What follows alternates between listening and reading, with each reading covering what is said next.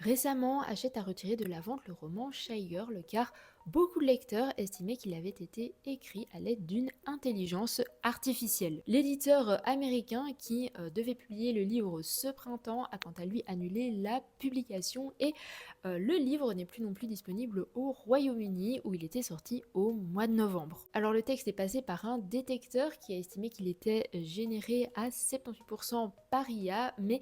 on le sait, c'est pas forcément des outils fiables. L'autrice, de son côté, Mia Ballard, elle dit qu'elle n'a pas utilisé l'IA par elle-même, mais elle reconnaît qu'une personne à qui elle avait fait appel pour revoir son texte avant de l'auto-éditer pourrait y avoir eu recours. Et j'avais envie d'en parler parce que en ce moment, dans la sphère littéraire, on voit apparaître un climat de suspicion par rapport à l'IA et cette suspicion, elle est plutôt légitime, sachant qu'il y a déjà eu quelques cas du même genre. J'avais déjà parlé il y a quelques temps de la plateforme Inkit qui utilise l'IA pour générer des romances, mais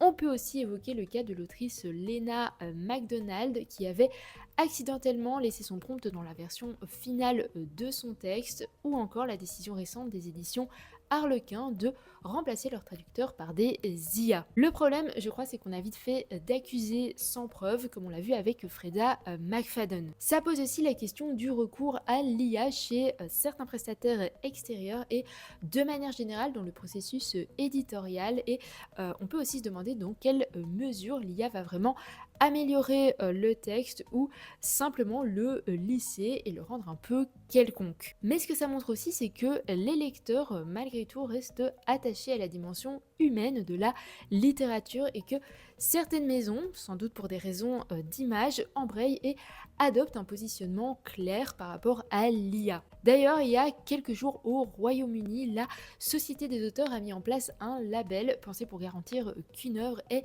100% humaine sur base d'une déclaration de l'auteur ou de l'éditeur. Pour ma part, je pense que c'est une bonne chose. J'ai aucune envie de lire des livres générés par IA, mais j'avoue que j'aimerais pas non plus qu'on bascule dans une suspicion permanente où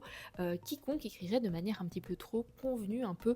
trop simple ou trop rapide se retrouverait la cible d'attaques parfois assez virulentes et parfois aussi injustifiées. Bref, n'hésitez pas à me dire ce que vous en pensez. Est-ce que vous pensez que l'IA va s'imposer en littérature quoi qu'on fasse, ou est-ce que la dimension humaine est trop importante pour écrire de bons livres qui plaisent au public?